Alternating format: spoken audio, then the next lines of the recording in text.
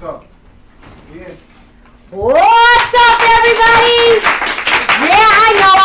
I was black last week, but that was because we were just getting some more things in order. So right off the gate, I want to thank everybody for hitting me up and saying, yo, what's up with the show? That means you're watching, and I'm really happy about that. We're actually up to 500 views, so now I'm putting out a challenge because all of our technical problems are done. So now on the block, it's time to blow it up. So everybody that's been watching it for the past 4 weeks, I want you to invite one other person. So that means by the end of next week, when we come back here next week, I should have 1,000 people watching this show. And we're going to do that every week, and we're going to have some fun. I'm going to start giving out rewards. I'm going to start having surprises. We are really going to start getting it in, man, all right?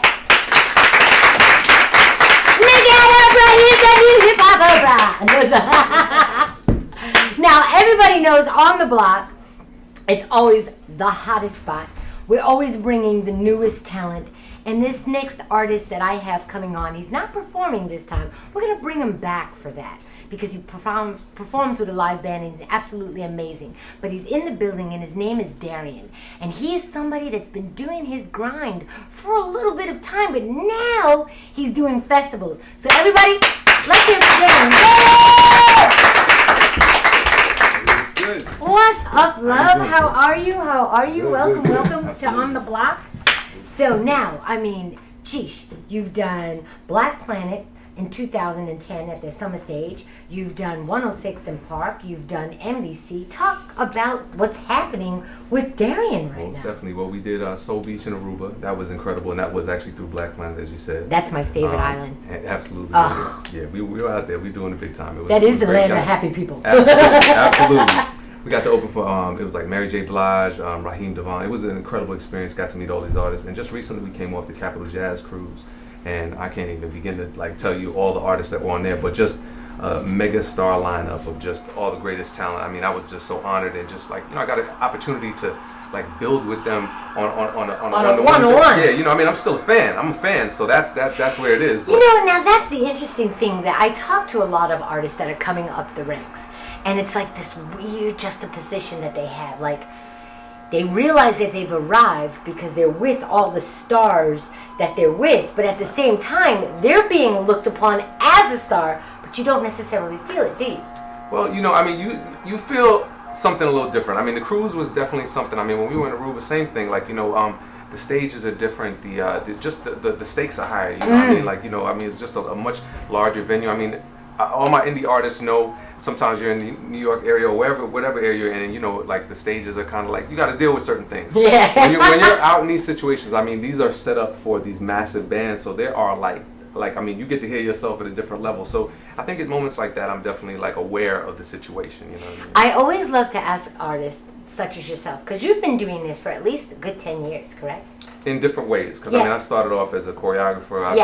I was an MC, so I mean, I've been moving my way through it, most definitely. So when did you finally say to yourself, oh snap, I've really arrived? This is not Miles, big ups to Miles Anthony. Big ups to Miles Anthony. That's his manager. It's like Miles is putting me whoa. When did that happen to you? When did you say to yourself, oh my God, I'm really here? I mean, to be honest, we're constantly grinding, so there's never a specific destination. I can't say we're constantly looking to the next. But I will say at each one of these little stops, I'm like, okay, let's take it in for a minute, enjoy what it is, and then try and build to the next level from that. So I mean, we're definitely not comfortable, and which is great. As an artist, I don't think you ever really want to be comfortable. No. You need to always be hungry and be ready to continue to And grind. I'm really glad that you mentioned that, because you of all people really is someone that's indicative of that. What I've liked about watching and speaking with your manager and enjoying the progression of your career, because I've been following you for a minute. All right now. I'm a fan. No, but is that you guys took a step, then you go back into the lab, then you take another step, then you go back into the lab. There's a certain sense of patience that comes with this, and I've noticed over the years you've become even more comfortable with it, as opposed to some artists that I see that are like, I want this and I want this now. You know what I mean? And it's just mayhem with them. Was that something that just developed over time, or is that from your consult of your manager, or is that something just as inner within you? I think with everything that we're trying to do, I mean, if you if you want to build a strong foundation, it takes a little bit more time. Like when we did the record, we didn't do the record for it to be released and for it to be something that's dead in like a month or 2 months or whatever. I mean, and one of the things that's happened is, you know, we've been blessed that a lot of people see it as a classic album. Yes. People are like, you know, there's timeless joints, and that's the way I like to write as a writer. You know, I'll take the time. I mean, if a word isn't right, the song's not done. And, you know, I'm not going to just put something in there to fill space. And it's the same thing with the moves that we try to make. You know, Nice. everything that we do, we try and build a strong foundation. That way, if anything, if there's a setback, it can't knock us backward so far, because all of this stuff is solid. And that goes back to, like, the fans, different people that, you know, have supported our journey. These are people that are there with us because we built something that has And they actually substance. do follow you. Like, that's something that I really want to tell all of you out there that are really wondering how independent artists grow. It is about your constituents. It is about your following, and definitely making that connection with fans. And I think you've been really successful with that. Like, you know, when you get a chance to actually meet you as a person, you're like, he kind of reflects his music.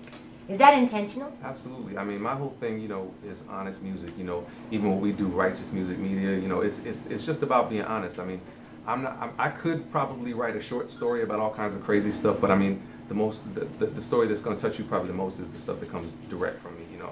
And also, I want to say, like, I don't really so much have fans as much as I have fam. Right. And that's kind of like how I build with people. Like, when people hit me on Facebook, I'm behind, you know, I don't have anybody manning that. That's me. And, you know, same thing when I meet people in person. That's why opportunities like the cruise and like Aruba were amazing, because I got to meet people like in person and build with them and, you know, spend time. In addition, you know, I mean, people came up to us that had the record from different parts of the world, and I, you know, was humbled, but it was great to get to talk to them too, you know. Now, for a soul artist, because there's a lot of controversy that's happening now with this whole neo soul, R&B, soul. Like, what do you feel like you should actually attach to your music? Is it neo soul? Is it soul? Is it R&B? Or what do you feel? Like, I like to hear it from the artist, because, you know, the industry likes to take something that has no label and attach a label to it just so that they can digest it. Right. Do you? I have different feelings on the label thing. I know a lot of people shun the neo soul thing and they shun this, that, and the other thing. I know why they were created. I mean, you have to look. There's a lot of people doing music right now, so people are trying to make a little bit of noise, and they figure if they put a moniker on it, then they'll have an opportunity to kind of like stand out, you know. Right. So with that in mind, I mean, I don't look at one genre versus another genre any kind of way. And if you have a catchy name to put to your music, then that's fine. But at the end of the day, it really is about the honest music, you know. I mean, that's, if I had a moniker, mine would just be honest music, you know. And I mean, that's. Oh, I like that. Let's hear that for honest. Oh, I like that. That's why I'm gonna start calling it honest music. It is. Forget neo soul, all the rest of the above, because it gets a little confusing, you know. Right. And I just know that, you know, your music and your fam. I like that instead of fans. You move them, you know, both not only sonically but musically. Of the many lessons, because I've known you learned a lot, but of the many lessons that you've learned, what one lesson would you like to share with up and coming artists such as that are out there in the music, you know, industry, that want to do the come up and the natural progression like you do? I would say the same thing that I said before, which is just put your best foot forward. Like, don't cut any corners on your projects. Don't cut any corners on your growth. You know what I mean? Because there is like a level you have to go through it. You know what I mean? It's not like a myth about dues to be paid. Like, they're real. You know what I mean? You actually have to, like, there's a lot of things that I wanted earlier on, and I realized when I got there that I wouldn't have been ready for them had I not gone through the things that I didn't want to deal with. You know what I mean? And that deals with performance. That deals with studio. I mean, being an independent artist, you have to wear a lot of hats.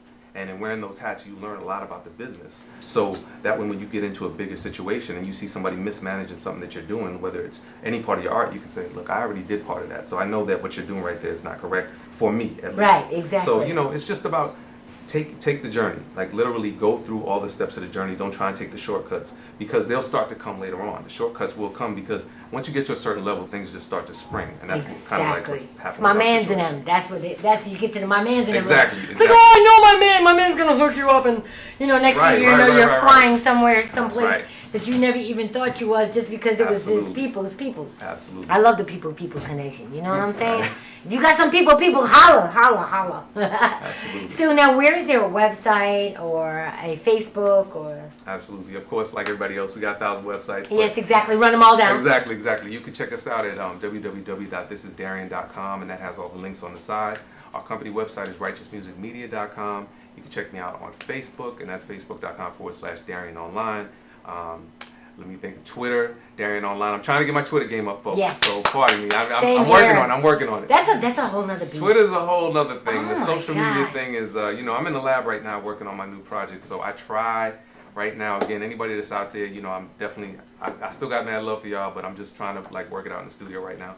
But, Now, I noticed that you don't necessarily do a lot of collaboratives. Is that intentional, or is that just where your spirit is? That was on my first record. On my first record, I felt like I needed to get my story out there, and I didn't need it. I didn't want to influence by anyone else. I mean, the record is called If These Walls Could Talk. And on that record, I mean, the walls were literally the walls of my mind and my home. So I really needed to get those stories out. But on my new record, I definitely plan on having a lot more collaborations. I'm doing a lot of other songwriting things. The first record, there were a lot of collaborations, but they were musical. So it was, I had different producers. Yeah, not vocal. Yeah, definitely. But on this project, I'm going to have a couple of surprises. Because now, also, at the time... His stock went up. That's what it is. It is. But on the first project, we were New Jacks, kind of, So it was like we didn't necessarily... We were known in the soul community, but it wasn't like now we're friends with the soul community. Like we're in it. You know what I mean? So yeah, now, big ups to Marco.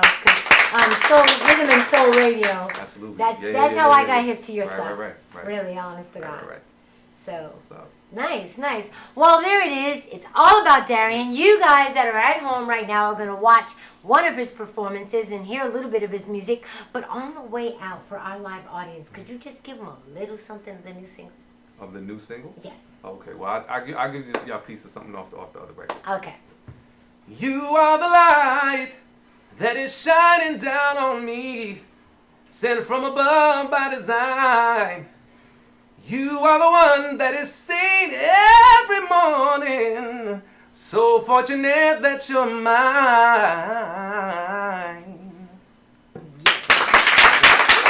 Darian is the name.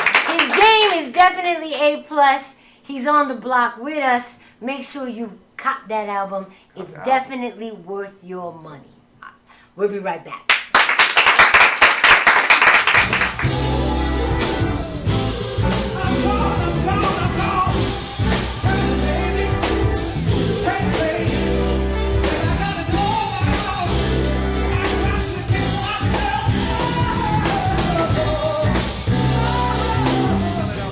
There's forces in this universe that's trying to destroy you. They're aiming at the heads of all your sons and your daughters. And swimming through your waters trying to cross your borders. But revolution means we turn it around. Chasing the crazy bald heads out of the town. You claiming Babylon, well, we burning it down. But if you're looking for an anthem, well, here's how it sounds. Rich men, poor men, nobody safe.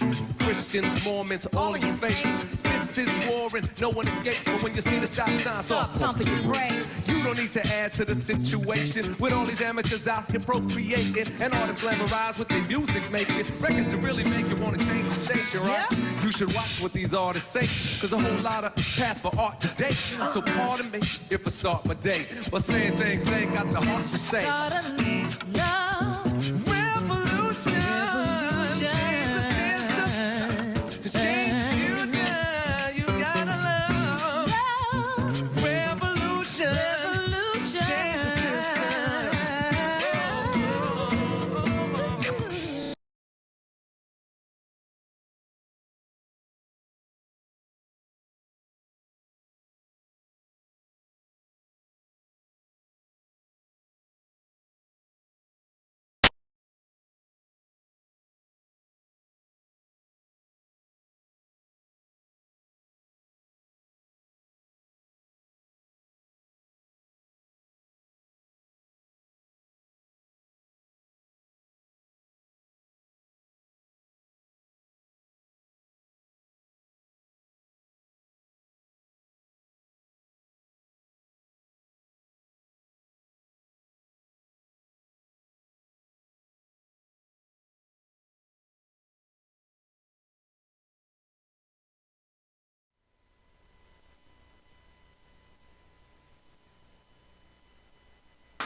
Now, I gotta, she's very humble.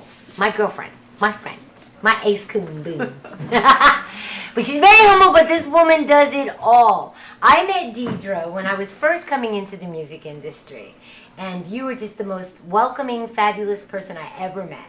And from there, just watching your career just catapult from when you were with Bell Biv DeVoe and Biv 10 and Motown and, you know, Flavor Unit and just all watching you progress. Now you're into movies. Yeah. I mean, Unlimited Contacts, correct? Yep, Unlimited Contacts, Inc. Talk about Unlimited Contacts, because I think it's so cool. Okay, well, you already know my background.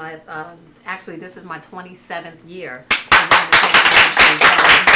Coming from a family from it, too. Don't get it twisted. So, you know, started out at MTV, then went to MCA, met my mentor, Gerald Busby, which took me to Motown for 8 years, and then I ran Michael Bivins' label, Biv 10, and that's when I ran into... She had a fly office, y'all. The big corner office. I was like, oh, my girl's moving on up. Right, that was fun. We had some big fun, but that's off the record. Yeah. That's another show. Yeah, so that's when, you know, I met Shakim and Dana, because Dana had just gotten signed to Motown. Queen Latifah, for those of you that are not privileged to call her Dana. Right, and they asked me to become the president and general manager of Flavor Unit Management to help them transition into records, and then we eventually transitioned into television and film production. So that's actually how I started getting on that side of the world. And you know, we produced the Vibe Awards. For 3 years, I was the supervising producer, and we developed a couple of series for VH1. And at that time, I met a young director named Jerry Lamont. Yes, let's hear it for Jerry. Jerry is fabulous. Yes, if you don't know, definitely Google his brother, because he's got it going on. Right. He actually has a short film out right now called The Tombs. That's going to be at BAM February 19th as part of their short film festival. My neighborhood. Yep, and it's touring I'm coming around, through. But Jerry, at the time I met him, had a feature script called Blackout, and that was which I ended up producing with him and got the funding and everything. So it stars Jeffrey Wright, Zoe Saldana, Melvin Van Peebles, Robbie Tate Brickle, who you'll meet shortly, who's the star of my new film, Life, Love, Soul. So it's been an incredible journey. I've done 4 independent projects, and I really love the whole independent game. And then, you know, also with Unlimited Contacts, my dad and I do a monthly love the takes, period. Yeah. So my dad and I do a monthly networking event at Tion at the Riverbank, up in Riverbank State Park, and we always showcase an independent recording artist or author, and we also celebrate whoever's birthday. So maybe one time we need to get Darian up on there. Exactly. I'm gonna speak to his manager right after we finish this. But girl, I'm trying to tell you, we would love it. And we moved to Thursday nights now, so it's the okay, last great. Thursday. No conflict. Yay! Because She usually comes after her show's over. Yeah. But I miss all the good people. Everybody's gone. Yeah. But you always catch the Soul Train. Yeah, there it is. Shout out to Don Cornelius. Yeah. You know, I wrote on my Facebook today that, you know, if I could only be a quarter of that legend. You know, to me, Don Cornelius showed us that whatever you believe you can achieve, and that there's no limit based on your color. It's just your mindset that limits you. Right. And that the more you understand that, the more you liberate yourself. So, absolutely. R.I.P. And also that it's important to own your own content. That's one of the main things. And you're one of the first people to do that. That's why we on Pseudo, girl. And MEN, you know what I mean? Content is king. Now talk about Life, Love, Soul, because I saw the movie. It's getting great accolades. It's being received very well in the film festivals. Yeah, well, actually, we won the largest award during Urban World. We won the Audience Award. We beat out Brooklyn Boheme, 50 Cent's new movie where he lost all the weight. I forgot the title. Yeah, that was that cancer movie. It was like a great group of films that were represented in the festival, and to have come out of that with the biggest award, which was voted on by the audience, was really an accomplishment. Yeah. Let's hear it for them for that. That's what's up. And we were also in the Martha's Vineyard African American Film Festival. Big ups to Stephanie. Yeah. I love you. I miss you. Yeah, so we were HBO finalists for a feature film there, and it's written and directed by Noel Calloway, who's also one of the producers, with myself and Alan West and Benny Pugh, who you know Benny. Yeah, I know Benny. From back in the Benny day. B. Yeah, exactly. But now, you know, Benny did, for those of you that don't know Benny Boom did all the No, Benny Pugh. I mean, Benny Pugh, I'm sorry. Yes, yeah. I get them confused. Right. But, now, talk about, like, the transition, because it's really a different, like, I'm experiencing that. I come from the music background, but now I'm branching out into television. Right. And they're really two entirely different worlds. Right. What skill set did you take from the music industry and apply it to the film world? Right. And what new skill sets did you feel like, oh snap, I gotta learn now Right. in order to be a producer on the television side or the film side? Right. Well, Luckily for me, from my experience at Flavor Unit, where we were more of a boutique label, I was able to handle all different areas of the business. So if you're at a major label, it might be a big transition, but if you've come in from a boutique environment where you had to do everything from clearing samples, it's pretty much the same thing. You can take that same skill set and pass it over. The only thing is you really have to build your business resources and really know people that have funding or that have access to funds, because a lot of times with independent projects, it's all about getting the money to tell your story. So if you do not want to have to go work at a, go to a major studio where they're going to cut up your script and it's not going to even be the same film. We already went through that process again with Jerry. We had a film, Kidnap, that we had sold, and we were going to produce it through a major network, but it changed so much. It wasn't even the same film anymore, and it wasn't even producible because the budget just escalated so high. So with independent films, you basically have to, once you get the funding, you just have to keep building up your networks, which is why Unlimited Contacts is so important as well, because I try to connect everybody with everyone, to help them do better business. So basically, that's the bottom line, just having connections with talent. You have to know, definitely SAG. They are like the mob. Yeah, they are. You have to be able to navigate through the SAG situation. But basically, if you have your funding in place and you have a great line producer and a great product, I think that you can easily transform, from records into TV and film. And I really am enjoying it so much. I wish I had done it a lot sooner. Yeah, I have to echo that. I really do. I mean, there's something about the television and film production world that doesn't resonate the same as the music world. The music world kind of is its own community, but the impact of the outreach and the diaspora of people that you deal with for film and television is so different than music. Music is kind of like the same community, the same group of people, but film, you could have a doctor, you could have a lawyer, you could have a housewife. You can have anybody got money? Yeah, that's for there sure. it is. I'm big ups to Indiegogo and Kickstarter, because I know that that's like a tool that a lot of people use. That's actually a really great tool at a lot of the festivals. They're, making people, young directors, knowledgeable, because if you just need seed money even to get a trailer or to get your project developed, that's a really good way to go about it. We haven't had to go that route yet, fortunately, but now with Life, Love, Soul, we just entered into a limited theatrical deal with AMC that we are very excited about, and we also just got distribution through Melee Distribution. So we are going to be responsible for all of our marketing and promotion efforts. You're going to see a lot of stuff, and we will be in theaters late March, early April. Nice. It's a great film. It's really a great film. Now, I ain't one to gossip, but I heard you got a treat for me, in that the star of Love, Life, Soul. Life, Love, Soul. Life, Love, Soul. I was backwards. Sorry, dyslexia. But he's here. Robbie Tate Bricknell. Robbie Tate Brickle. Yeah. Can we bring him up? Yes, you can. Robbie! Ladies, this is for you. Hi, love. How you doing? How are you? Great. How's everything? Everything great. So, I remember in Blackout you had a small role. Yeah. And you was doing some independent stuff. Right. But now you got the lead role. Thanks to Blackout, actually. Yeah. Noel Calloway, who's the director and writer of Life, Love, Soul, he came to one of the premieres of Blackout, and during the question and answer part, he came to me with a script like, I love your acting. I got this movie, if you want to be the main role, it's yours. So it was like real cool. But everything works out for a reason. Talk about being at the right time at the right place, you know what I'm saying? But now, how much has that changed your career? Because, I'm learning about this whole actor's world. And guys, when they say starving artist, it's no lie. Right. That thing is really serious. And so I had to go back to my music industry and stuff like that, because I was like, I like shoes, I like dresses, I can't get with this broke role. Exactly. But when you get a lead role, all of a sudden all eyes are on you. I think it was how it changed my career. It didn't really change anything. It gave me more confidence knowing that I can actually hold the whole script. And when I get the little sub roles, every role is important, but when I get those little roles, it's just way more confident because I know I managed the whole script to myself. Exactly. So it just gave me more confidence. That's what it did for my career. Fly and humble. Let's hear that. Now, you're in another movie. We had the whole crew over the zoo. Yeah. You really delivered it in that one. Oh, thank you. What was that like? It was a crazy experience. It was a whole different atmosphere from Life, Love, Soul. It's a whole different genre of movies. It's a gangster film, but the experience was incredible. I worked with phenomenal actors.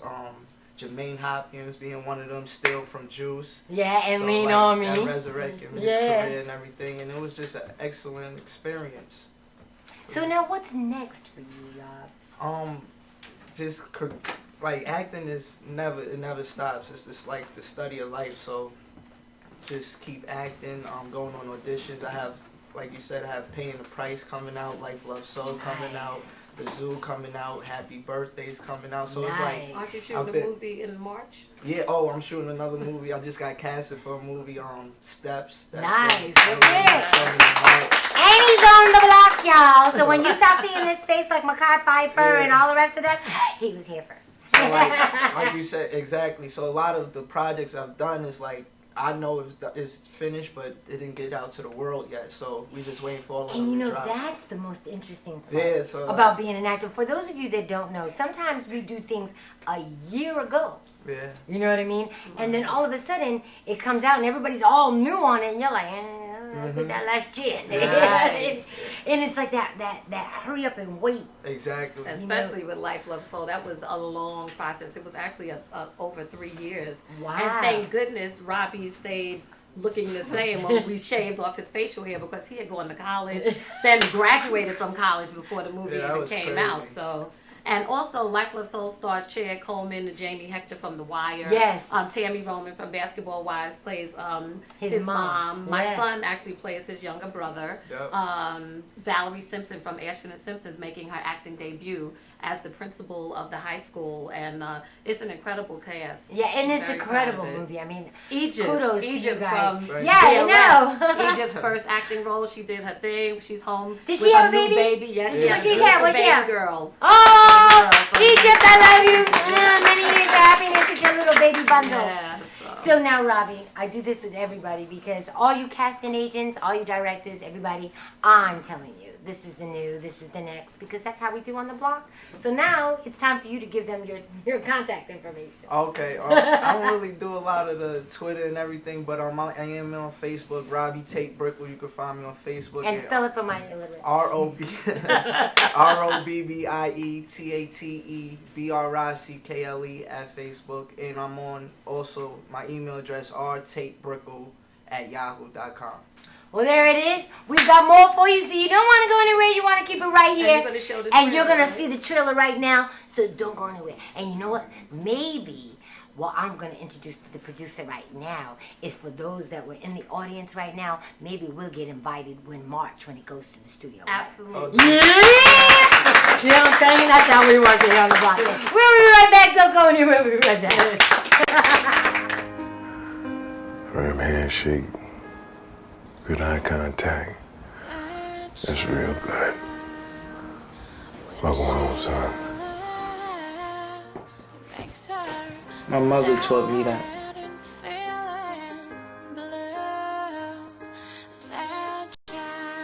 Love you.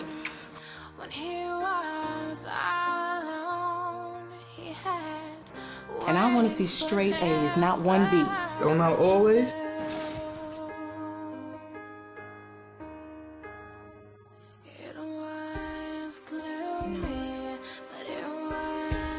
Why would God take my mother away and leave me with him? Why?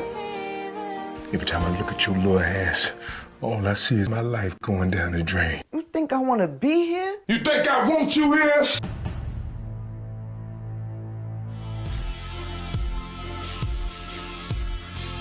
Come on, big man.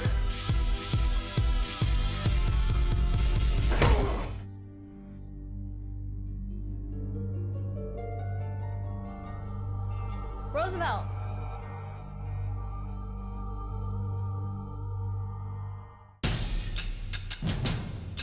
You love her? She knows how I feel about her. Pink means pregnant, boo. The kids are supposed to do better than the parents. Roosevelt don't live here no more.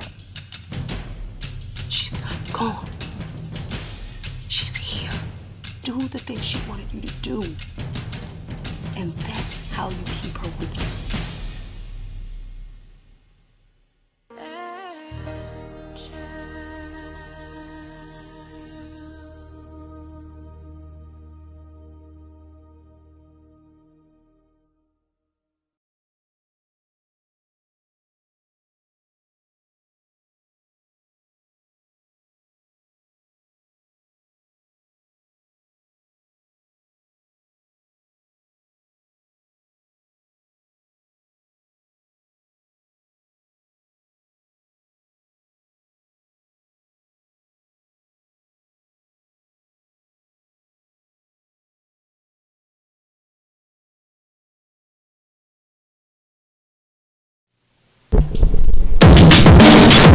Let's go.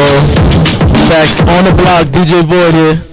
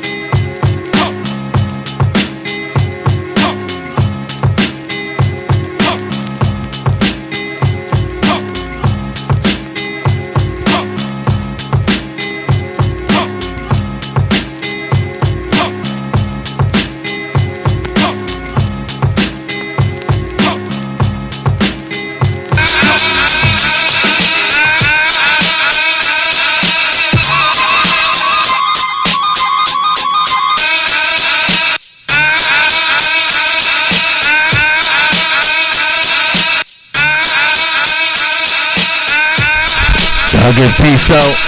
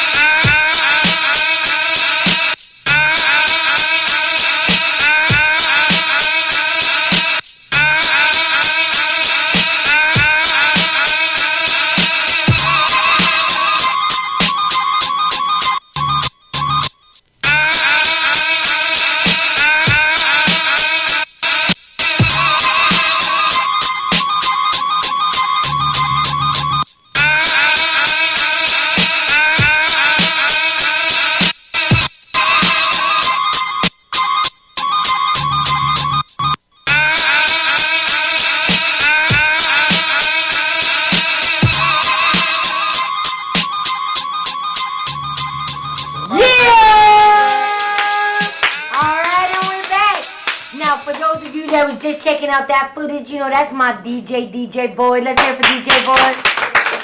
Hey, yo, Void, whose beats was those? We gotta get peace up, you know, most definitely. Channel Live was in the building. Yeah, few no shows doubt. Back, so we throwing that on. Yeah, no doubt. Some Jedi Mind Tricks. Okay.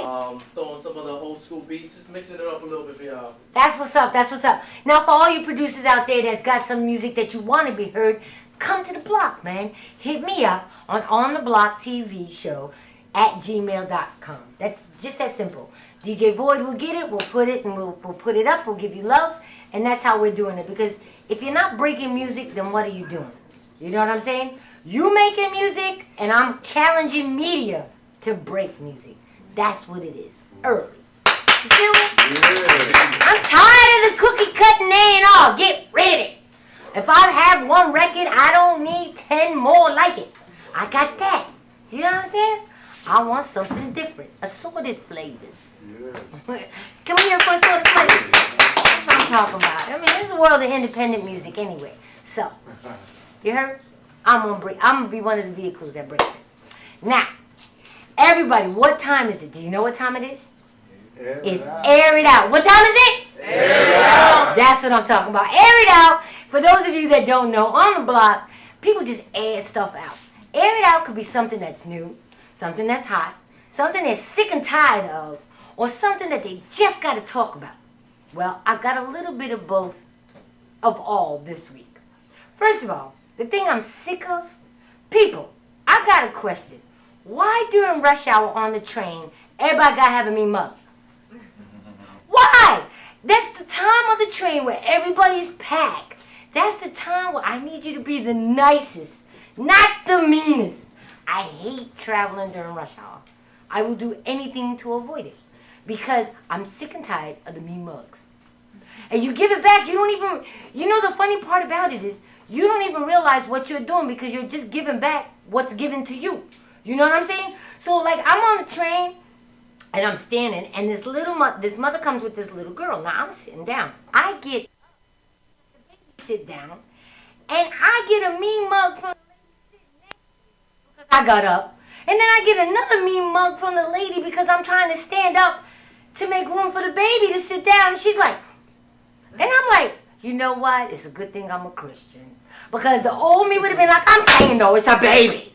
Really though? Like, you know, please folks, take an injection of niceness before you get on the train during rush hour, please. Because murder is not necessary over a look. Okay, so that's out the way. I just had to get that off my chest because it was driving me crazy. It's like, I just really avoid rush hour. It's disgusting. But now, big ups to Joe Jackson.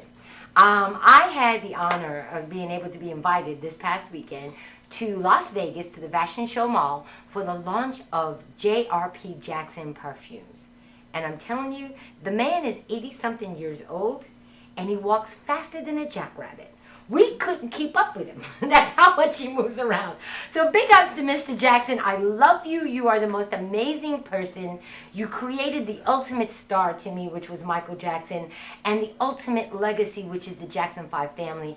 LaToya was there. Tito was there. I didn't even know that Tito was still doing music. And you can check him on Tito Jackson at iTunes. How about that? Tito, I gave you a plug. But the perfume is really fly. There's 3 different types. There's the tribute, which is for men. There's the legend, which is for women. And there's the legacy, which is unisex. Okay? We're covering all bases. That's all I got to say. But you know the funny part about it, though? I like the unisex the best. So I guess I'm just non-sexual. I don't know.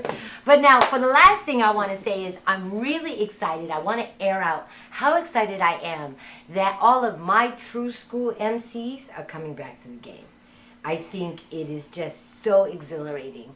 What they contributed to hip-hop and then bringing it back just proves that this is a lifestyle and that there is no age to this. Everybody can live it.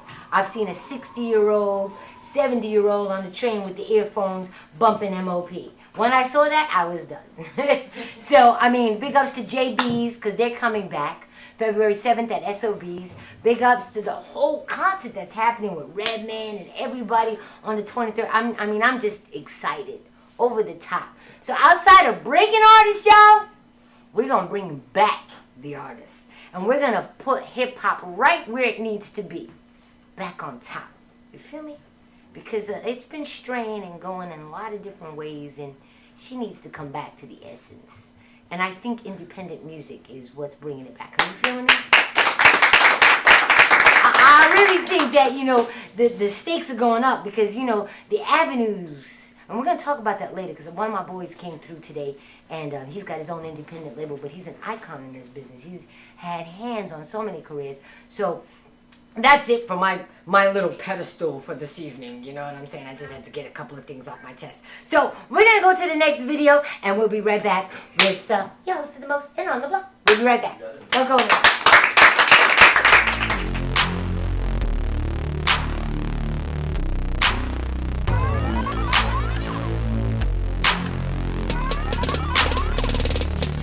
When I hit the club, I be going dummy.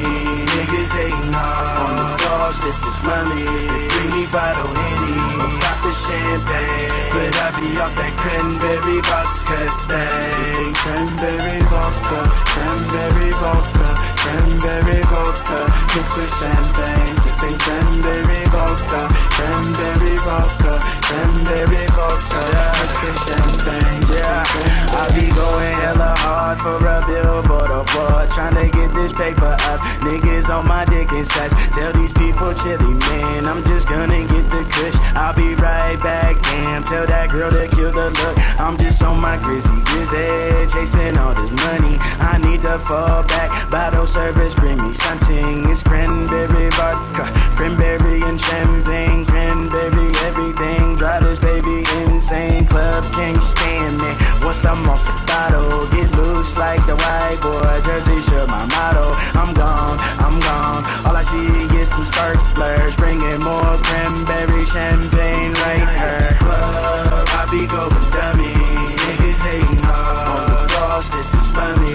Bring me bottle Henny, pop the champagne, but I be off that cranberry vodka thing. Cranberry vodka, cranberry vodka, cranberry vodka, mixed with champagne. Sipping cranberry vodka, cranberry vodka, cranberry vodka, mixed with champagne. Sipping cranberry vodka, cranberry vodka, cranberry vodka, mixed with champagne. Sipping cranberry vodka, cranberry vodka, cranberry vodka, mixed with champagne.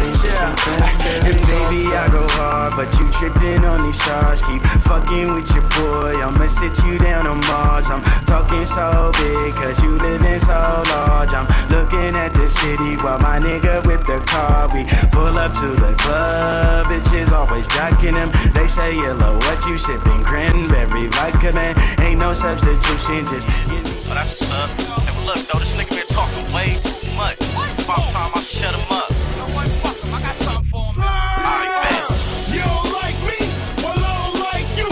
Pop off then. Do what you gotta do. You don't like me? Well, I don't like you. Pop off then. Do what you gotta do. Tell them why you mad, son. Tell them why you mad, son. Tell them why you mad, son. Am I on your shoe back? You duck or run. No game from the heart, I went through pain from the start. Got that bulldog on my head, full clip, ready to bark. My tears tatted, red rag up in my pocket. Life's a gamble, and I'm just trying to make a profit. All they do is run their mouth, I ain't trying to gossip. So get the fuck up on my face, this money ain't the topic. Talk is cheap, I leave it for them broke niggas. Y'all should hang it up, I supply the rope, niggas. First off, Suwu, motherfucker. Strong man movement, salute, motherfucker. Crazy set in mind, so set in mind. One shot, put a hole in your top like number 9. His young stat, just in case you didn't know so. Top 5 mine, I'ma kick it like a dojo. Oh, you don't like me, your bitch love my mojo. Pipe game, head shorty coming by the boatload. You don't like me? Well, I don't like you. Pop off then, do what you gotta do. You don't like me? Well, I don't like you. Pop off then, do what you gotta do. Tell them why you mad, son.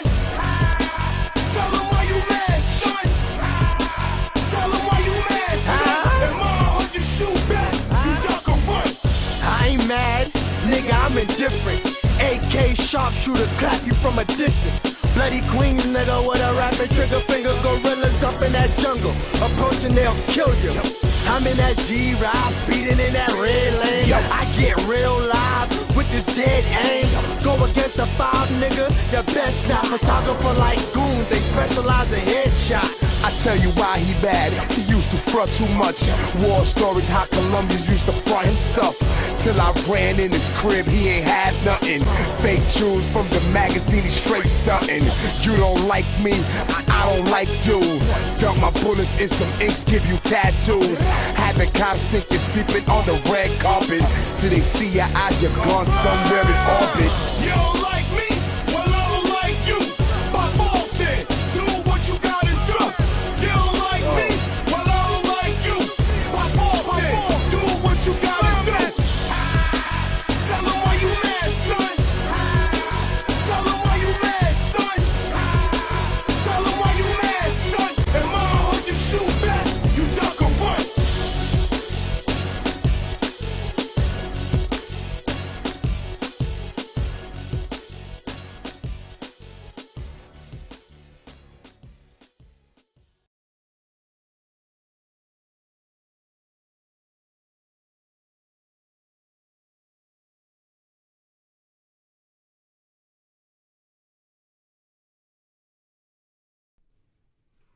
Yeah!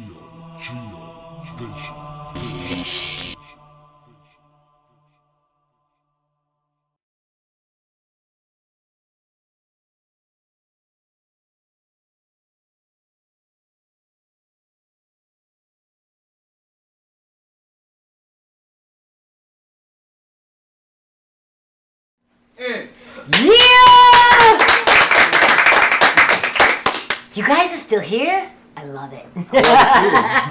Listen, I told you earlier that I was going to bring a dear friend of mine who really has been someone who's been very integral in breaking so many artists, knows so much about the music industry. So I want a nice round of applause for Quayshaun Carter.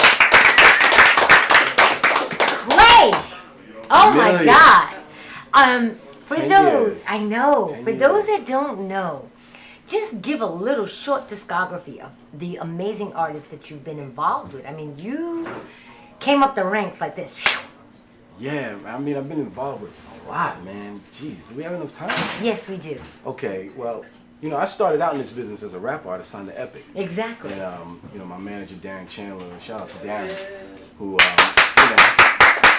we had a good run at Epic. You know, Vivian Scott was. That was my actually icon. like one of the first artists she signed besides Shabba Ranks at the time. Vivian was an amazing woman. Yeah. Oh my God! For those of you that didn't know, she was definitely a shaker mover. Her, Hank Caldwell, that whole staff at that time were that huge. whole era. And you know, it's funny because with her, with Shabba Ranks, you know, I knew a lot about the reggae music, so she asked me, "Well, who this guy Shabba? Should I sign him? Look what he did." She had this big picture of him. He landed at a concert in a helicopter. You know, we weren't doing anything like that. Yeah, no. I said, "Are you kidding me? He's like the biggest. Sign him." And she signed him, and you know, 2 million albums later, and then after that, she signed Patra, and it all, you know, it kind of kept going from there. And then you know, Darren and I, you know, we parted ways. We didn't see eye to eye business-wise, but you know, I still owe my career to him because he taught me. Basically, he gave me the foundation of everything, you know, that I know now. And I love that you say that because a lot of people don't realize that there really is a process to the music industry, and that once you understand the process, you can just regurgitate it no matter how many times over. Yeah, I mean, you know, this business is like it's a real small community eating off of a really big pie. You know, regardless of the music industry losing money right now, it's still a very big pie and a very small community eating off of it. And it's a very simple structure and philosophy to it. That's why you see the same players and you get to see the same people over and over again. And they're like a private club and they don't want to let anybody in. So the only way you get in is somebody has to invite you in, or you have to just kind of kick the doors in. And that's, you know, always the challenge for like an independent artist like Darian, where he has to kind of either kick the door in or somebody of some stature has to walk him in and invite him into the club. Exactly. And, you know, but it can be done because people are doing it every year. But now from there, you actually went from an artist actually into the business, and you worked with Jimmy Jenkins, and talk about that. I worked at Uptown Records, you know.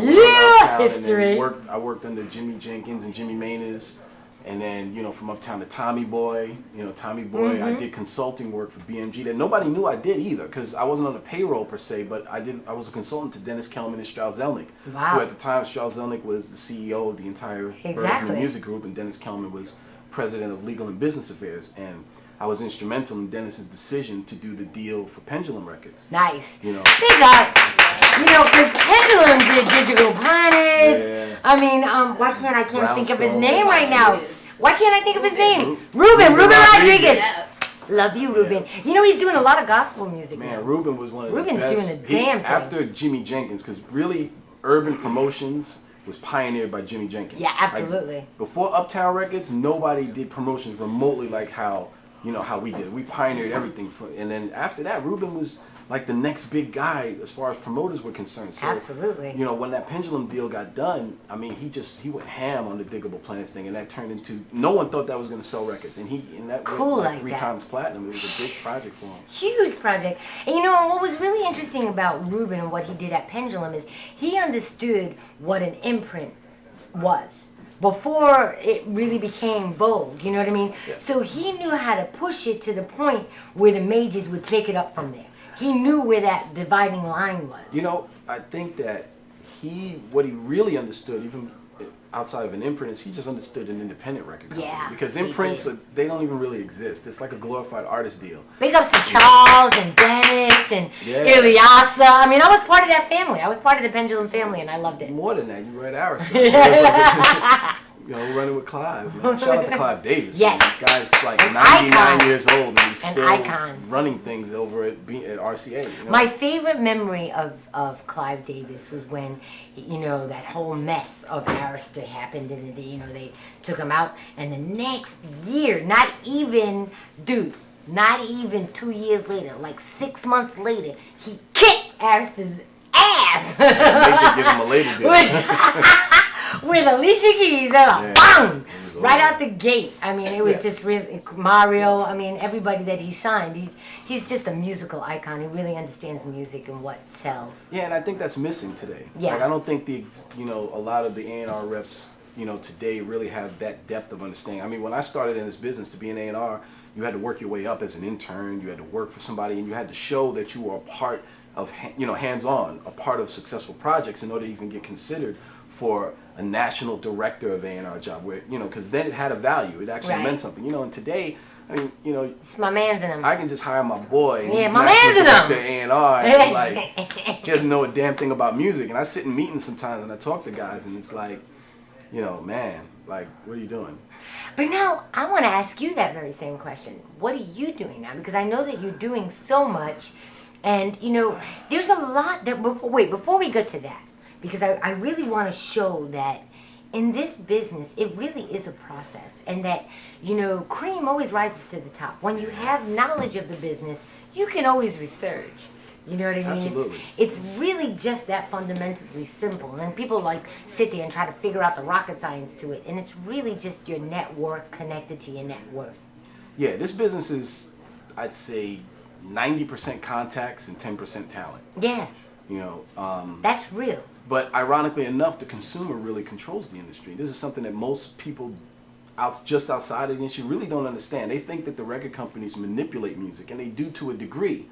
However, at the end of the day, a record company is impartial to the creative progression of music. Remember I said that. Record company is impartial to the creative progression of music. Right. I made this up myself, so I'm proud of it. I like that. I endorse it. What I mean, and what I mean by that is that, a record company doesn't really care about the creative process that goes into a record anymore. They really don't. They're not in the business of making you creative. They're in the business of selling records. Right. So if an artist that the record company may like, let's say, I'm using Darian as an example, and I think he's just phenomenally talented, artist. Oh gosh. But looking at the demographic of audience out here, 85% of the audience demographically is 16 to 19-year-old white suburban females. Mm-hmm. So if you're not making music that appeals to the maturity level, the way of thinking, and the lifestyle of those people, you've already eliminated your ability to sell records to 85% of the consumer. So let's say it's an artist that I sign, and I really like this artist. I think this artist is dope. I'm really into it. I'm committed to it for the sake of hip hop or for the sake of music. And I put the artist out, and the artist doesn't sell.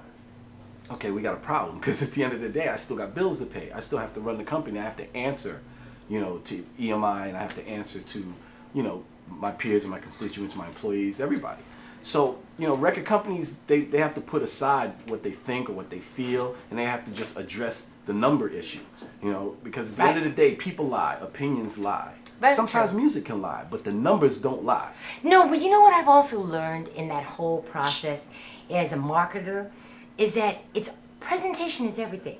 And I think what's happening right now in the marketplace is a lot of artists are really not dedicating themselves to how they're presenting themselves. Absolutely. They're either spending all their money on what they're putting together as a project, and then think that instantly they're going to become famous because they got these names. And those names are not going to do anything to them if they don't present themselves in a manner that relatable to that 18 to 24-year-old I think what's happening is that the digital age has changed the scope of music, because it empowered the consumer. So it's kind of a two-sided coin for us, in the sense that, one, you can see it as a good thing because now you have another vehicle to sell records. You can sell 1 million records, like Flo Rida, who sold 3 million digital albums and only sold 500,000 conventional albums. That's a successful project. Or T-Pain made a career for ringtones where he sold 6-7 million ringtones and barely sold 300,000 albums. So, but that's knowing your niche. Well, there's the other side of the coin, is that now you've empowered the consumer. Now the consumer becomes a more intelligent consumer. It's almost like the stock market, where at first they had to rely on a broker to invest for them. And then when you created discount brokeraging, and then you created online brokeraging, now a consumer now decides, I can do this myself. Right. The problem with that is if a consumer doesn't understand the music from the standpoint of the business of music, or what good music or quality music is, now the consumer's making all these decisions kind of like it's like a sick person diagnosing another sick person.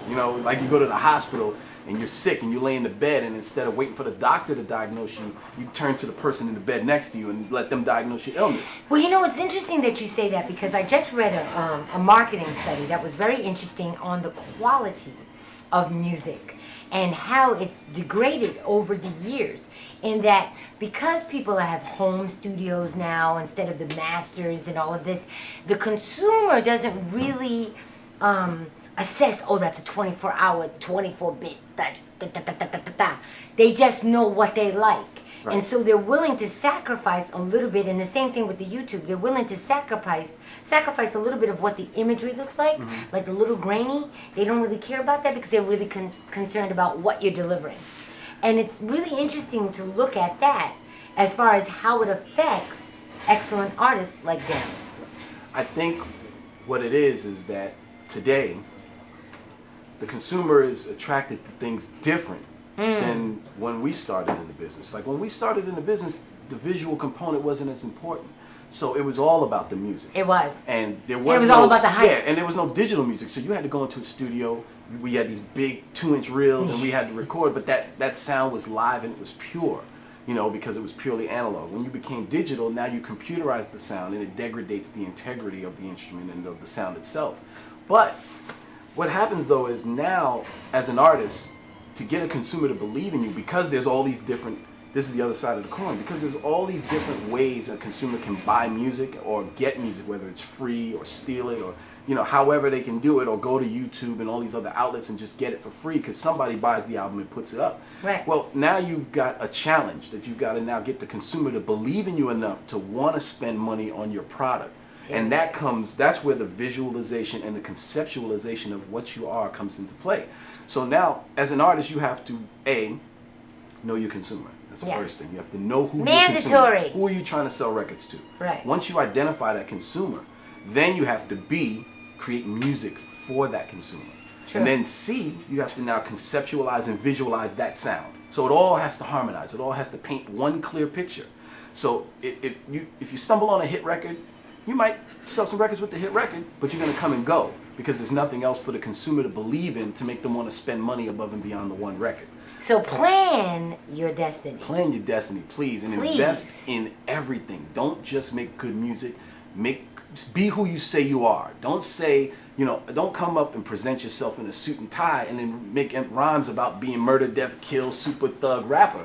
If you are, I like what he said. He said honest music. Yeah. You know what I'm saying? You have to be honest with yourself about who you are and what you represent and what your sound is, and then you have to exemplify that to the audience because that's what becomes believable. That's what they're believing in, not necessarily the sound first. They believe in the presentation first, and then they take time to get into the sound, and that's where you make that threshold from selling some records to now you're selling gold, and now you're reaching platinum. I mean, Adele is a perfect example. Yeah. I mean, the woman, as of last Friday, her album grossed $66 million. Shout out to Adele. Yeah. I mean, that's the way you do it. And that's the way you do it. She did that in an environment where the person just under her, she's number one in record sales as far as, she's at like 6 million albums sold conventionally.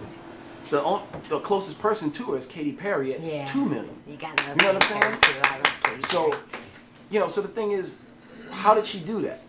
I honestly think that the success of Adele was really the person that she is. Exactly. It was honest music. She was really honest about what she was going through. When she they was had their honest first about what it meant. I think it was the same feel with Usher when he did the Confessions album. Right. He poured his heart out onto this album.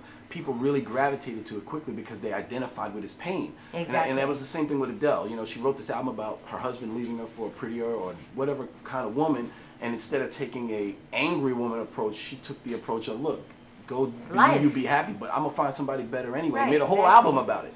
And out of nowhere, she went from being a fairly decent selling artist in the UK to being a worldwide sensation. So now let's talk about Quayshaun Carter, because your journey started as an artist, then you became an entrepreneur, and then you got a little, like, bottled up a little bit.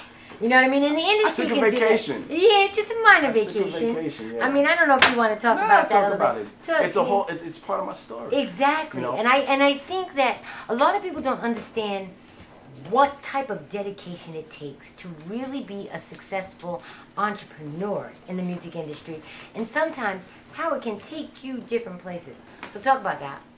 Well, all right, so so look, I was doing promotions, marketing, like I said, with Dennis Kelm, BMG, and then all those players left. You know, they all got fired, and new people got hired, and they had their own people.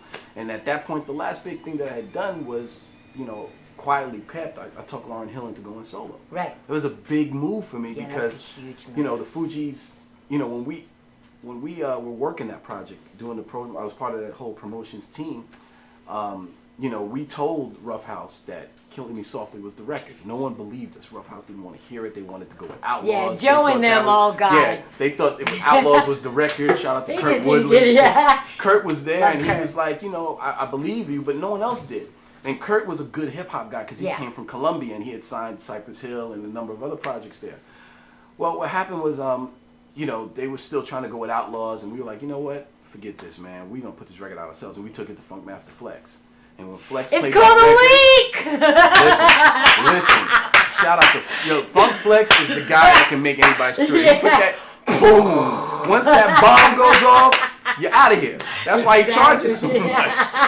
I know I shouldn't be saying I love that. you, but Flex. I know I shouldn't be saying that, but you know, it ain't even. I love you, Flex. It ain't even payola no more. 'Cause he's smart about it. Like It's just good business. I could legally say it now because It's he does it through his sponsorship, no. promotion company. No, he's a promoter now. I know. So he hired you. He doesn't do it as a radio Yeah, guy. He I says know. hire my promotions company and pay me $60,000 and I'll break your record. So you know we can legally talk about it. Yeah. But you know what happened is Don't you love him?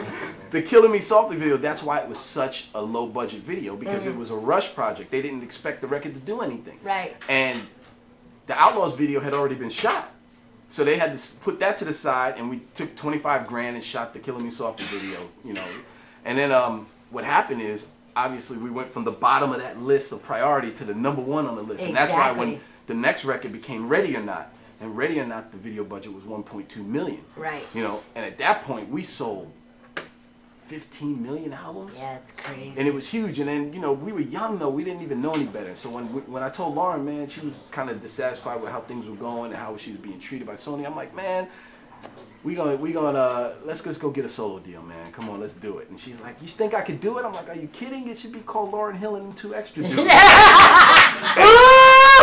lie. Only on the block. And listen, it's crazy. Like, and everyone knows this because when I talked her into doing it, we were in IHOP in Baltimore, Maryland. Yeah. And we're sitting at this round table and she's crying, and it was the most amazing thing I've ever seen. The whole place was crying because Lauren was crying. They had no idea why she was crying. Oh my God, but they that's saw her crazy. crying and the whole IHOP was crying. I said, Lauren, look around you. Yeah. Like they're crying. Because And of they don't even you. know why. So like you got to do the solo project. And the first thing what happened was we went to Jive Records, and at the time Dave McPherson was the vice president. Barry Big Weiss ups was to there. Darian. Barry Weiss. Love you, Barry. I sit down with Barry and Dave McPherson. I'm like, yeah, Lauryn Hill, I got him. Barry's like, take this blank check and tell her to fill in the blanks. Like, I'll give her anything she wants. But we were young and dumb. We didn't know that when you sign as a group, you sign individually and collectively. Yeah. So we found that out the hard way, because now we're like, oh, we can't take that deal. Yeah. And, you know, it came out in Columbia, and she went on to win 5 Grammys, and, you know, it's The rest is history. You know? gotta pay attention to the ands, the twos, and the thes. THE, they make a difference in the contract. Trust me. But again, it's important when you look at it, though, because again, everything that we're talking about, you know, Lauryn Hill was she defined music and she changed music. And the reason why it made sense is because of the things we're talking about. Like when you saw Lauryn, you felt the music. It made sense. They fit. When you looked at the conceptualization of what Lauryn Hill and the Miseducation and what the album meant, and what it meant to her and what it meant to the world, it all harmonized. It all made sense. True. It resonated with you. So as So a now- consumer, you wanted to follow it. So now you've got your own situation. Like you've taken all this knowledge, but we're gonna talk about your vacation. Nah, I gotta talk about my vacation. Yeah, you gotta talk about your I'm gonna vacation. go to the vacation. So Okay. it came to a point I'm not making no money. Right. And I'm mad at the world because I'm Right. not making any money. I try to go get a regular job, and this music thing, man, it's like a cancer. Yeah. Like you go work at a regular job, and it's like, man, I can't do this, man. I do music. Yeah. I gotta get out of here. Give me You know what I'm some saying? break. Like, I lose the job. I can't keep a job because I'm too busy running around doing music on the side, and I'm late for everything. So they're like, I can't, So I'm broke, lights is off, rent's due, getting evicted, all kind of things. I go to welfare, and I'm like, and I thought I'd never end up here. And I go to welfare for help, and they told me I wasn't poor enough to how get about help. that? Like, real talk, they really told me I was not poor enough and denied me help. And I'm like, so I've been paying taxes and doing this all my life for nothing. Yeah. So now I'm mad. I'm really mad at the world. So I hit the Angry black man. So I do what every other guy does from the Bronx. I hit the streets and start hustling. I'm going hard in the streets now. And because I'm a businessman and I'm educated and I'm from the streets, so I have this different dynamic to street hustling that a lot of people didn't have. Right. So I wasn't out there hurting anybody. I wasn't beating nobody up. We weren't doing any of that. Even though people knew I had kind of people around me that it could go down. It could execute. But we didn't do that. Right, We were exactly. really like, I was just like a friend to everybody, and I just did good business. And, and then what happened is I got to a point where music started popping off again. And me and Sylvia Rowan, shout out to Sylvia, is one of my dear friends. Sylvia Rowan. Mine too. Who, as a female. Missed you in Martha's Vineyard this year. And she's one of the few females that has had real success, besides Dedra Tate, and Mhm. a few others who have had real success in this business. And Sylvia and I were, we were gonna do a deal together. So now I'm like, I don't want to hustle no more. I got music back. And the minute I said that, it was I fell off, made a bad decision, got arrested, and I went on and I'm like, man, in Jersey. Right. And I'm like, man, the hell with Wrong this. state. I'm from New York. Right. I kick rocks, and I go on a run, and I become a fugitive from justice for 8 years. So during the 8 years I'm a fugitive, I'm managing artists, the Yin Yang Twins. Yeah, Happy he was Beats. really doing it, y'all. Had no I was on the idea. road with Bone Thugs and Harmony. Yeah, everybody. I'm consulting Lazy In the Bone, middle of managing the his mix. wife Felicia. I'm just doing music. I know. And I'm a Doing fugitive, you. and I'm the guy that's like, I'm on tour. I'm on tour in the tour Regulating buses. too. I'm running things, and I'm on the tour bus like, oh, y'all burning? Let me go outside real quick. 'Cause if the cops, and it's funny because, like, they empower us so much, and then it's like, it's a bad thing because I'm telling you, in so many cities and states I've been to where the police are there, and they knew they were smoking weed on the bus and everything. They're like, just don't smoke in front of me. Right. So now an artist gets comfortable and goes to a different city, and he gets arrested and thrown in jail. Yeah, exactly. And this is what people don't understand. 'cause Know they don't the see law that- of the land. No, it's just you don't see the inside. Right. They just see what the media tells you. Oh, Snoop Dogg got arrested for smoking weed. It's like, but they didn't tell you that the other 19 times he went to the airport, the police was like, go on ahead because you're Snoop Dogg. Right. But anyways, so I was a fugitive, and then I decided to start this label, and I was like, I had this vision of all the things, again, we're talking about, of just being empowered, of doing something independent. I got tired of this major label thing, and I'm like, they really don't get it. They don't understand. But and I've been in the trenches. I know what needs to be done, and I had my own vision. So I started, Q Records. And at first it was called Hood Records. A lot of people don't know that, but it was called Hood Records first. And then I was like, I don't like the name Hood Records because now I could kind of box myself into an urban thing. And I didn't want to be an urban label. I didn't want to be a rock label. I just wanted to be a label. Your full service I wanted to label. be able to What do we whatever I used wanted to do back in the Right. day. Find a hot record, put it out. Right. So what happened is I changed the name to Q Records. Because the Q, obviously, as an MC, I used to get queued up. It was my turn. So I saw that as the vision. It's my turn now. It's my turn to exemplify my vision of what I think should be done in the music industry and what I feel about music. And then, obviously being Quayshaun, it all made sense. It all added up. Yeah. And then I was going to do the deal at Universal Fontana.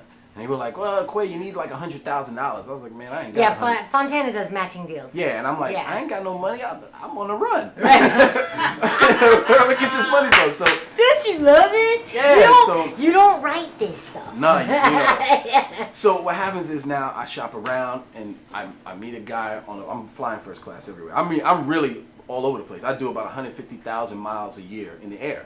So I'm running around doing it because as a manager and as a consultant, I wanted to touch the people. Like the only way to really win is you got to get into the streets and touch the people. Yeah, exactly. You have to reach, and so you really understand what they're looking for. So I was on a flight coming back from LA, and I met a guy. He actually sitting next to me in first class, and his wife happened to be an assistant to Colin Finkelstein at EMI. And he's like, you should do your deal at EMI. So I'm like, oh, all right. And he introduced me to Dominic Pandisa, who I knew Dominic from way back in the day. So it was like one of those things like with Dedra where it's like, I know you. Yeah, I know you too. And, you know, long story short, he was like, I want to do this deal. I believe in your vision. I love what you're trying to do. I believe in you. I know you. But you need some more activity. So go get some activity and come back and I'll give you the deal. And that's when you got with Huey, right? No, not yet. Oh, okay. What I did was I was already kind of making side money by putting people together. I've always been a fixer. Call me, I'll hook you up. Yeah. So people would call me. The middleman. Yeah. Independent labels would always call me to find artists to do these little mixtape small deals with. So what I did was now, instead of charging money, I said, all right, this is what we're going to do. From now on, I'll give you what you want, but I don't want no money. Don't give me a dime. All I want you to do is put my logo on the mixtape. Nice. Because now, if that record sells, it looks like I put it out as a label.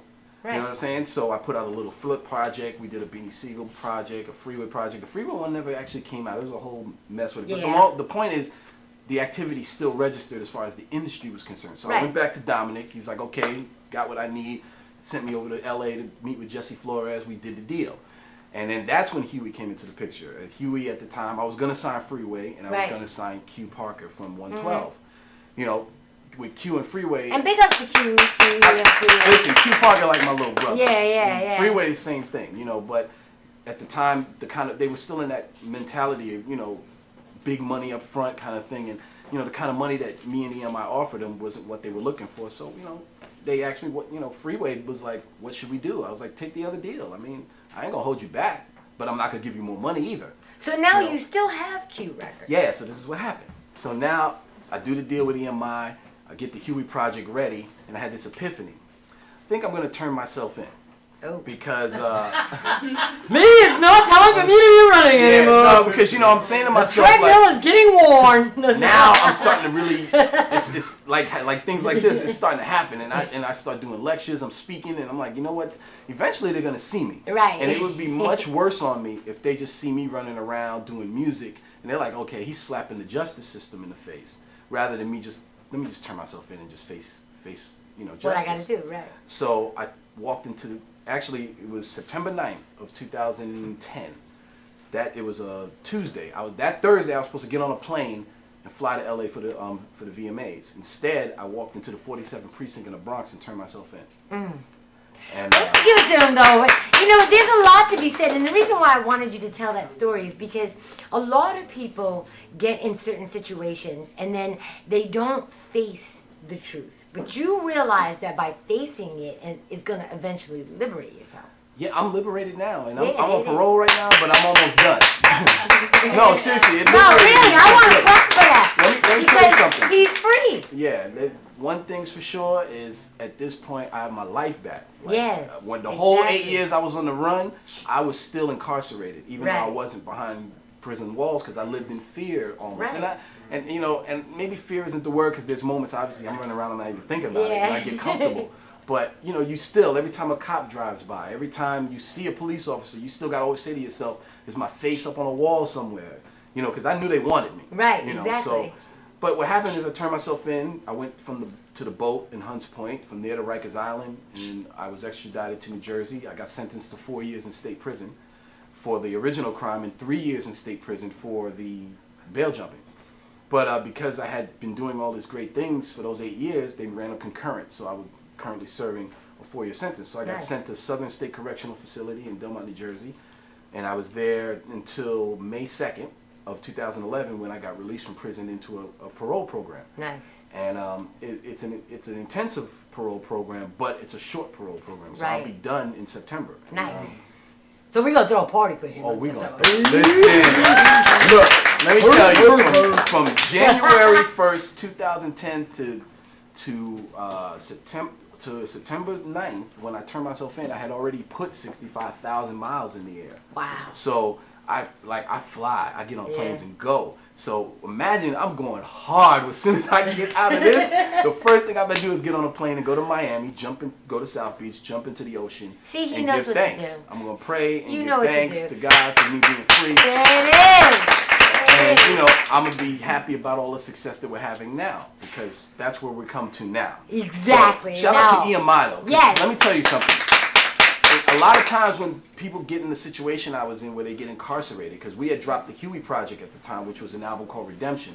And then, you know, we ended up just putting it out as a street mixtape because of the fact that I had taken, you know, I went to EMI and told them I was going to turn myself in. So it wasn't like a shock to them. I said, look, you know, I got to do this. And they supported me. You know, a lot of times in that situation, the labels turn their back on you. Yeah, exactly. And they'll drop left. you or They'll they be won't, like, they don't want to touch it. Right. And EMI instead, they supported me. And as soon as I came out of prison on May 2nd, I was at EMI May 4th. There you go. So if you want to know the real labels, that's one. Oh yeah, and listen, EMI, there's nothing bad I can say about EMI, man. And to this day, they're still with me. That's what's you know. So, and which brings us to where we are now. Let me ask you this one question: do you think that the reason why they were still with you is because, despite all the challenges you were facing, your integrity as far as your work ethic and what you accomplished never dissipated. It Absolutely. never fell off. Like Absolutely. It was always right there what you needed to I was be. doing business from prison. So Right. let me tell you now, I was on the phone handling business from prison. You was mafia style. Yes, I was delegating responsibility to people. I was running things from prison. So I was communicating with EMI regularly from prison. Shout out to Jesse Flores because he took my calls. You know, and but we weren't really able to do anything because obviously me being in there, everybody wanted to do business with me. Right, more so than exactly. anybody that worked for me because they knew that I knew what to do, and it just is what it is. And I mean, it was crazy because I'm not gonna say there's an artist I was working with that his management tried to pull. When I got locked up, he tried to go to EMI and pull his own side deal, and EMI straight up told him like, "We're not doing nothing without Quay. Right. Till Quay comes home, you gonna have to sit. There you go. We're not That's doing how no I'm side talking deal." about loyalty. Yeah, and that's why from the independent side, if you really want to get independent distribution, if you got what the criteria that EMI is looking for, go to EMI over any other independent label. And I know my man's gonna hate me for saying that. We're doing something together right now. We're gonna bring him out we're doing business together. So he's in the building chilling. Yeah, shout out to Lamar Lagarde. I had to get all the Sony Red, right he's now. in the building. We're gonna chop it up. Yeah, we're gonna chop it up. But it brings me to what we're doing now. So I have an artist. Make the announcement. Yeah, I have an artist. First, I gotta say this first. It is being announced first right here on the block. Nobody else knows. That's how we're doing it on the block because the block is hot. Absolutely. It's an artist named Illa. Illa J, we call him Illa, out of Portland, Oregon. Shout out to Portland because they seem to be on the rise right now, with artists. And I just signed him, literally, maybe like a day or two ago. We got it done, and we were trying to get it done quick because he happened to, be in town coincidentally, and he was gonna come here. But look, this is the other part. I'm gonna take it up with you later, Illa, because I'm hood too. So you know what I'm we'll saying? do is this, I'm man. We'll bring him back and we'll put on a whole show for you to make up for it. He's vegetating right now because I believe that you work hard, you play hard. Yeah, you play hard, you work hard. And we worked real hard, and he was playing hard last night, and he couldn't wake up to He's in New York City. I would play hard too. You know what I'm saying? I mean, come on now. He's got some New York City and Oregon, there's no comparison. Definitely. He's got some running around to do right now, so he's going to get up and get around. And, unfortunately, he couldn't get here in time, but hey. But we got his video, so we got you guys his video. can get a little flavor. The single is called I'm Blown. It's produced by Baby Paul. We're finishing up the album now. It's a great album. And, I'm really excited about it because I am too, because I think he's a sensation. It's different. You know what I'm saying? Really It's honest music. Yeah. I'm rocking with you now. We're rocking Darian with the honest music. Yeah, and so we're happy about it. And, right now we're kind of looking at 2 other artists to sign, to put out. And, I manage some producers. I manage Grammy Award-winning producers, the heavyweights, who produced a lot of Neil's music. No doubt. And they won a Grammy with Neil for Spotlight. So, and I have a producer, Born Immaculate, who he produced the record They Know for Shorty Low. Oh, yeah, and he produced yeah. Laffy Taffy. Yeah, Laffy Taffy. Man, God, that record. That record was a huge record. I hated that record. But that record came out of nowhere and just said, I'm here. You know what I'm saying? Because it was a record that made sense for that, for whatever consumer was, that at that time, that kind of sound and that kind of thought process, that kind of concept was winning. Right. So it came out, the timing was right for it. So, right. And he's doing a lot of big things. He's working on Shorty Low's new album now with G Unit and a couple other things. And I'm happy.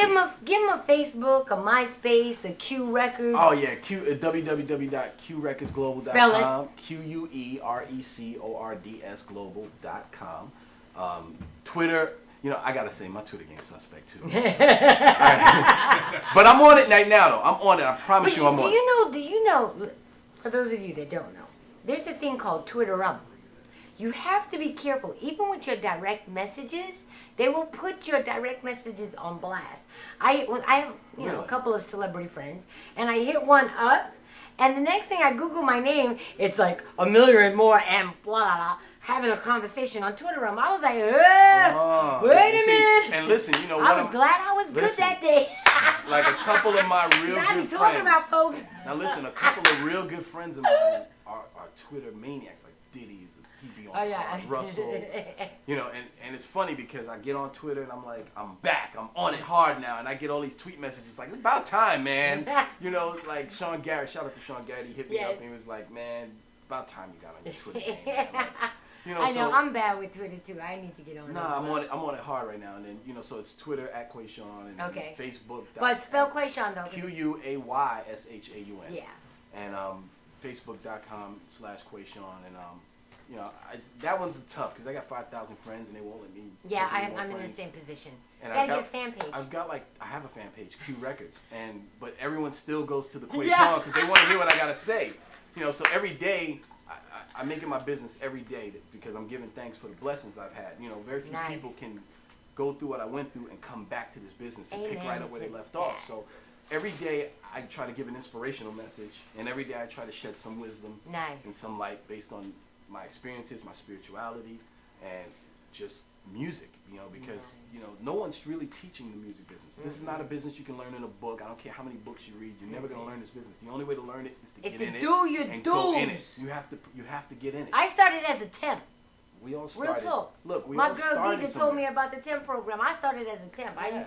I was all the way up on the 30th floor at Time Warner, holding the planes for the jets for the CEOs, and then down in the mailroom. I stopped in the black music department, and the rest was over. Listen, that's at the time.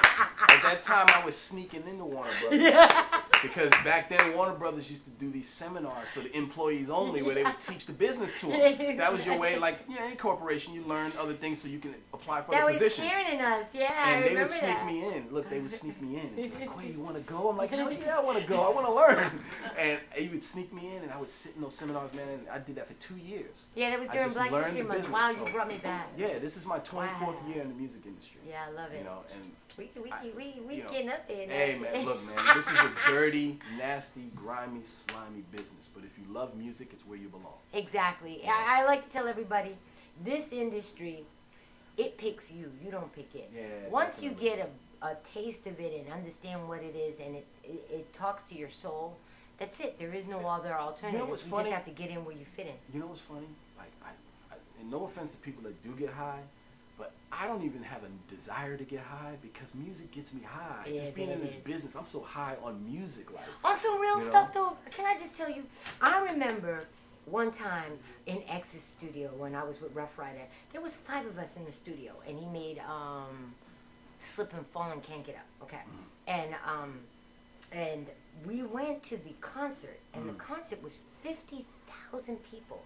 And it was so wild. It took me back to the day that we were in the studio with the 5 people to see 50,000 people saying the same record and experiencing that the same way we did that first day.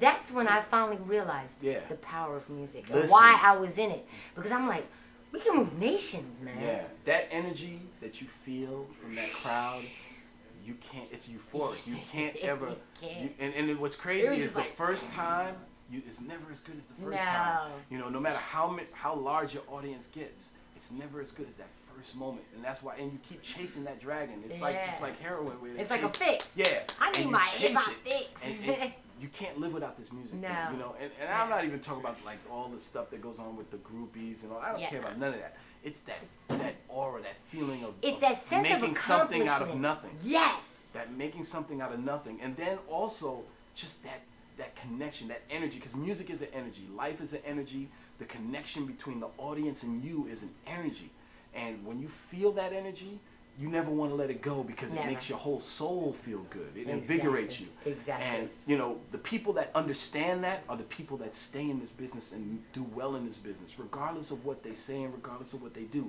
Those are the people that find longevity. One, because of that feeling, they do everything in their power to reinvent themselves because they want to continuously be in the connection with the audience. So whatever and besides, Jay-Z is an example of that. Cream always rises to the top. Yes, Jay-Z is the perfect example of that. Yeah. You could say people could say what they want about Jay and his latest albums. Maybe it's not what Reasonable Doubt was, but man, like this guy continues to sell records, and he's been doing this 20 years. Yeah, People don't realize before Reasonable Doubt, he was in the game 20 years. Right, exactly. Before Spitting on that. the corners. Yeah, trying to Making get in. money doing, that way. Jazzo with Jazzo, all and then of that. Jazzo, and all that to come to the point where he found liberation in independency. So again, it goes back to this whole thing of where we're at right now. You know, the music industry goes through cycles, you know, and there's cycles where the independents dominate the industry because that's now. Because there's no definitive sound that's dictating the course of music. Right. So it's anybody's industry right now. So the independents dominate things because it's too chaotic for a major to have any stability. Then what happens is once that one sound defines itself and kind of settles in, right? Then what happens is everybody gobbles that sound up, and the majors come in and they gobble up the independents that dominated that sound, and now, now the majors dominate the industry again. Yeah, well, that's not going to happen anymore. And we're definitely going to make sure that we stay in touch with you. We're going to bring Illa back. And we're going to make that official announcement because you heard it first here. Yeah. Illa is definitely, Illa J, Illa, Google that. He's definitely a new kid that is definitely holding his weight. Listen, buy our records, please. Buy our records. Got his own sound. You know? And Quayshaun, we wish you nothing but continued success and continue rising to the top because of all the people that I've known. You definitely deserve it, my brother. Your heart is golden. Thank you very much. Your mind is great. And your ear is on point. Thank you. Thank you. So, you don't want to go anywhere. We got more music for you. We're going to bring back Lamar, but right now we're going to look at Illa's video. Cranberry vodka. I'm going to go get some right now. We'll be right back. Lovely, cranberry on everything, fit it so duggy. Wanna go dumb with Illa like nigga, what the fuck you want? Tryna slide in VIP with some scallywag in the blunt. I don't need you, just me and my cranberry. Pour it on that girl's face, now she do the cranberry club. I be going dummy, niggas hating hard on the floor, sniff it's mummy. Bring me bottle Henny, about the champagne. But I be off that cranberry vodka thing. Sipping cranberry vodka, cranberry vodka, cranberry vodka, mixed with champagne. Sipping cranberry vodka, cranberry vodka, cranberry vodka, mixed with champagne. Sipping cranberry vodka, cranberry vodka, cranberry vodka, mixed with champagne. Sipping cranberry vodka, cranberry vodka, cranberry vodka, mixed with champagne. Sipping cranberry vodka.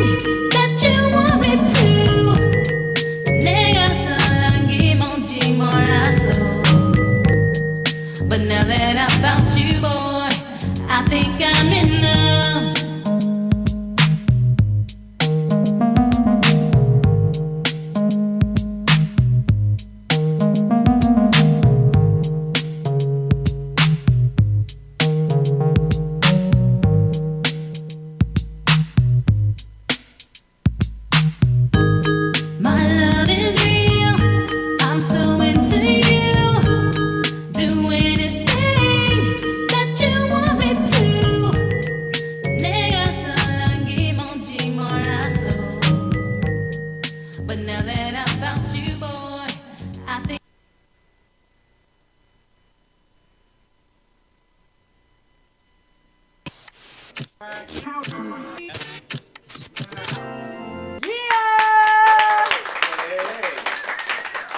to cry because the show's about to be over, but I could not finish it without having another incredible person. Lamar, welcome to On the Block. Now, for those of you that don't know Lamar works with Red Sony Distribution. Now, Red, I always equate Red to the Hertz of the car rental businesses. I remember one time I went to a conference and the CEO of Hertz said, "I'm number 2 and I love it that way." He says, because at number 2, nobody pays attention to you because they're so busy attacking number 1. So number 2 collects all the money while number 1 has to deal with all the issues. And I was like, you know what? You're right. And that's basically what Red has been doing. I mean, you guys have been doing distribution of major artists for a while. Yeah, for a long time, since the mid-'70s. Yeah. Now, you actually handle the new age in the music industry. You handle the digital downloads.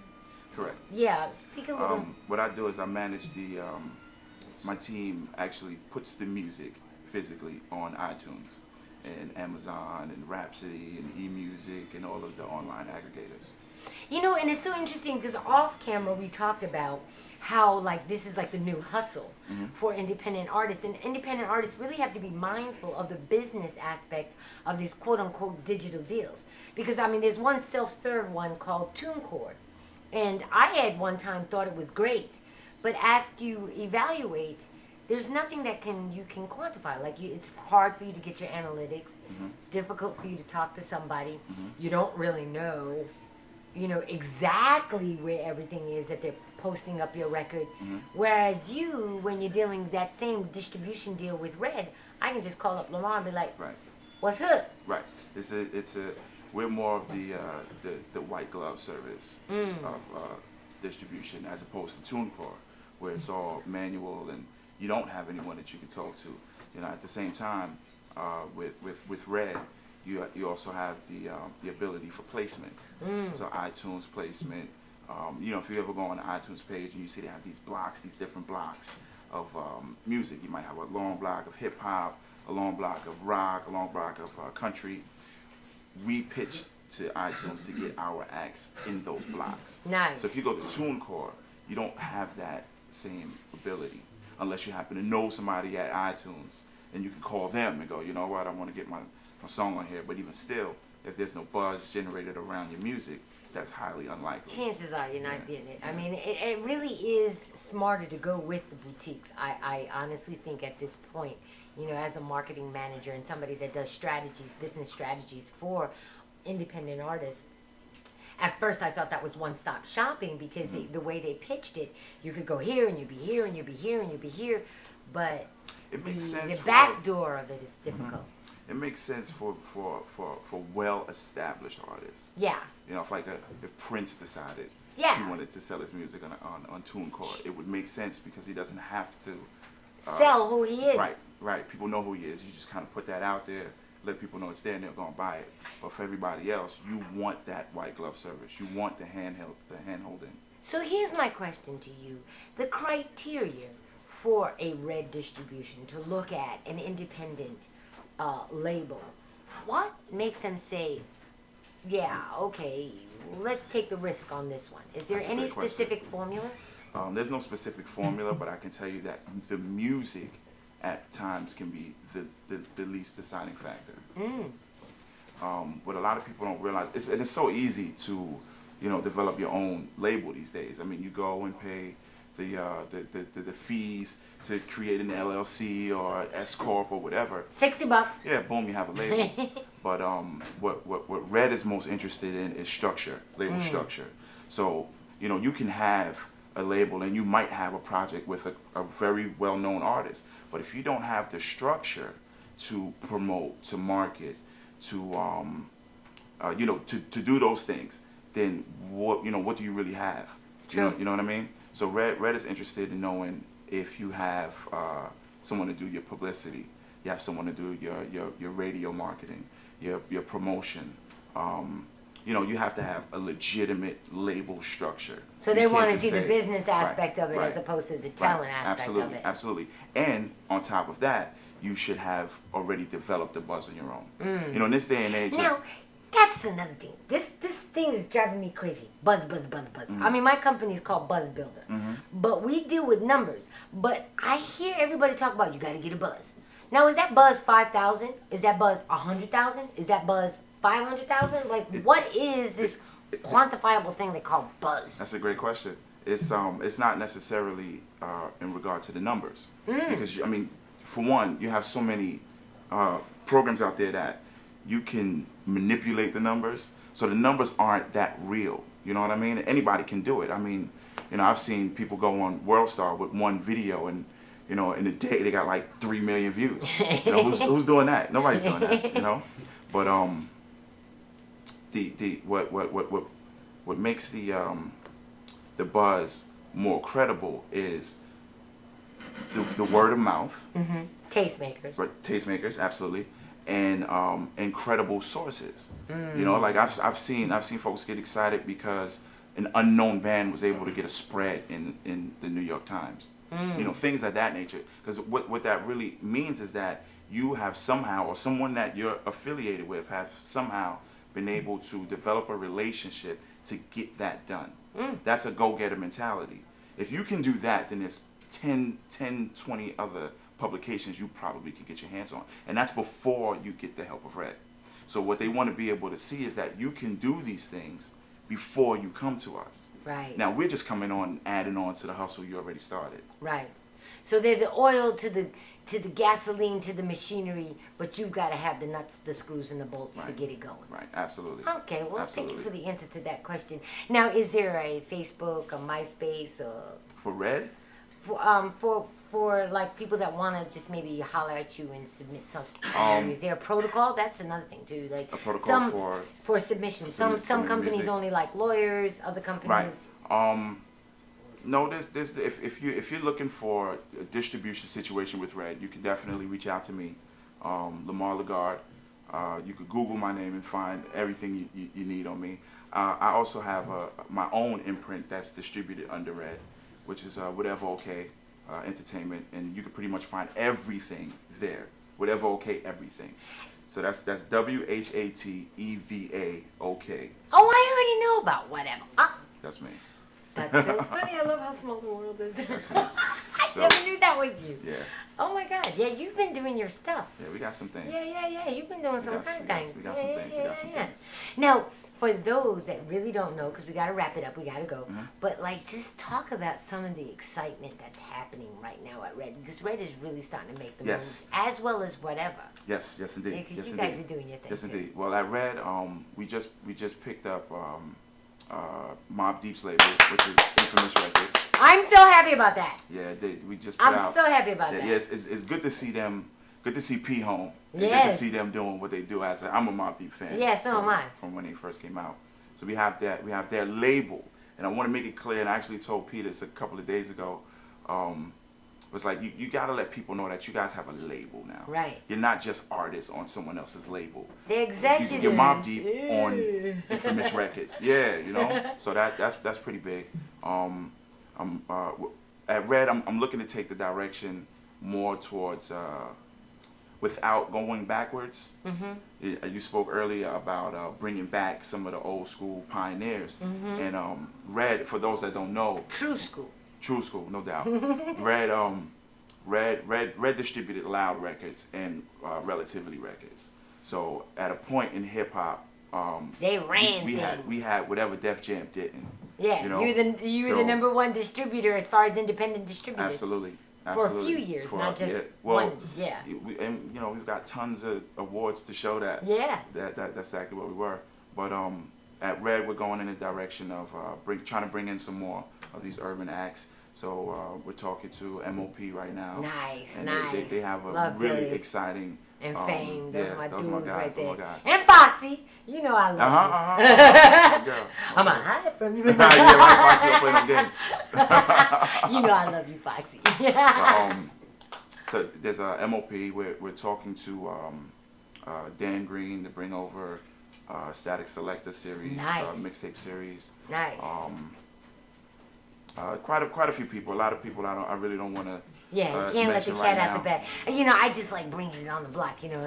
I want it to be the spot where, you know, we hear things first. That's right. You understand? So you already know about Illa J. You already know about Mobb Deep. You already know about MOP. Stay here, because this is the show that's going to keep you in the know. Lamar, I want to thank you so much for coming out. I mean, I want to thank my whole audience.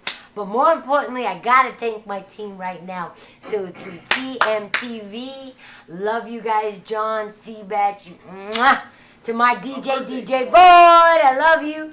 To my dude, Sheldon Henry, that held me down on my Peace show when we lost our show in cyberspace. Sheldon Henry held me down. And to also Judy and to Frank and to Tim for mainstream photos. I got it right this time. Also, big ups to Dave. I could not do this without you, Dave Carey. My eye in the sky. It went great today. And last but not least, to Ed, to Khalil, and to Solo, making this happen. And most importantly, to my dudes, my aces, Big O and Mad Mike. I love you guys. Thank you for this opportunity. I would not be sitting here if it were not for you, and you know how we do. So, till next week, same time, same place. Place to be is on the block, you heard?